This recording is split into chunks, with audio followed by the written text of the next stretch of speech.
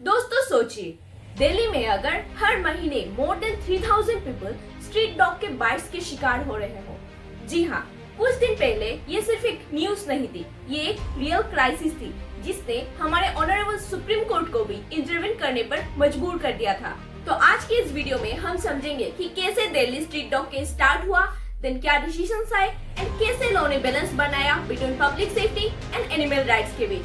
Video पे आगे बढ़ने से पहले आपसे रिक्वेस्ट है कि वीडियो को लास्ट तक जरूर देखिएगा एंड कमेंट सेक्शन में बताइएगा कि आपको सुप्रीम कोर्ट का कौन सा डिसीजन सही लगा। तो चलिए शुरू करते हैं।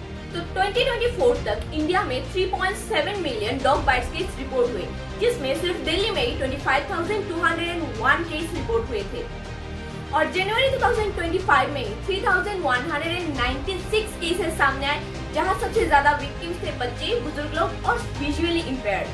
Based on the various media headlines, newspaper headlines, public outcry और इंक्रीज इन अटैक्स की वजह से सुप्रीम कोर्ट ने सू मोटो यानी विदाउट एनी इंडिविजुअल और पार्टीज PIL केस स्टार्ट किया, जिसके बाद फर्स्ट ऑर्डर आया ऑन 11 अगस्त 2025 में बाय द डिविजनल बेंच यानी 2 जजेस बेंच के द्वारा, जहां जजेस थे justice JB Pardiwala and R Mahadevan.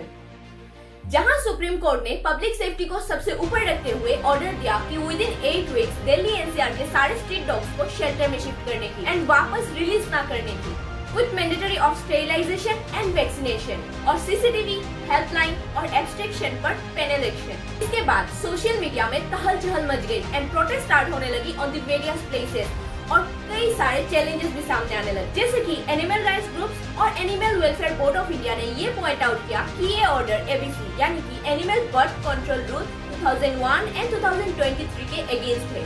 And in practical field इतने सारे स्ट्रीट डॉग्स को शेल्टर में रखना दिल्ली म्यूनिसिपैलिटी के द्वारा पॉसिबल नहीं है, बाय फाइनेंशियली और प्रैक्टिकली। देन इंडियन कॉन्स्टिट्यूशन की article 51 clause A sub clause G भी एनिमल्स डिग्निटी को प्रोटेक्ट करता है, यानी animal rights and human rights के बीच एक क्लेश स्टार्ट हो गया। By facing all the challenges, supreme court ने ऑन 22 अगस्त 2025 में बाय फुल जजेस बेंच, दैट इज 3 जजेस बेंच, जहां थे justice Vikram Nath, justice Sanjiv Mehta and justice JB Anjaria ने एक रिवाइज्ड ऑर्डर पास किया, जिसके अकॉर्डिंग पहला ऑर्डर बहुत ही हर्श एंड इम्प्रैक्टिकल था एंड ऑर्डर दिया कि सिर्फ रेबिड एंड एग्रेसिव डॉग्स को ही शेल्टर में रखेंगे एंड बाकियों को स्टेरिलाइज एंड वैक्सीनेट करके उनको उन्हीं के एरिया में छोड़ना होगा। देन फीडिंग के लिए डेजिग्नेटेड जोन्स बनेंगे।